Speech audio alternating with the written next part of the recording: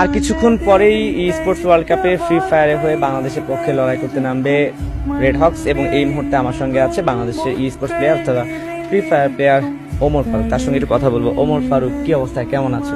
এই তো ভাই, আলহামদুলিল্লাহ। আপনার কি অবস্থা? আমি ভালো আছি। কয়েক ঘন্টা পর, বেশি সময় নেই, প্রথম ম্যাচ, সো এক্সাইটেড কেমন?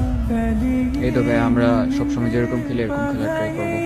অনেক বেশি এক্সাইটেড। কি হতে পারে প্রথম দিনের ম্যাচ এত বড় একটা প্ল্যাটফর্মে? হ্যাঁ, সো নিজের কাছে প্রত্যাশা কি নিজের?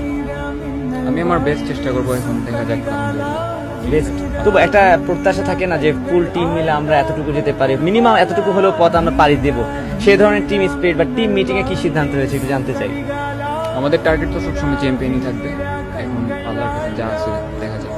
ঠিক আছে, আমাকে অনেকে আগে থেকে বলেছিল যে ওমর ফারুক কম কথা বলে, আমি একটু কথা বলার ট্রাই করবো। ওমর ফারুক, মুখে অলওয়েজ মাস্ক থাকে কেন? এটার কথা বাদই দেন।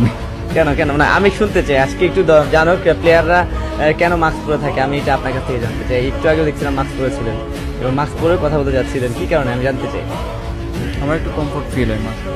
ওকে, ঠিক আছে। ওমর ফারুক, অনেকে বলছে যে বাংলাদেশের টিমের এবারে ওয়ার্ল্ড কাপের যে কি প্লেয়ার আপনি, আমি যখন আপনার কাছে জানতে চাই যে আরো কোন কোন ফ্যাসিলিটিস বাড়লে বাংলাদেশে যারা ফ্রি ফায়ার নিয়ে খেলছে বা ই স্পোর্টস নিয়ে খেলছে ভালো করতে পারবে, কি মনে হয় আপনার কাছে?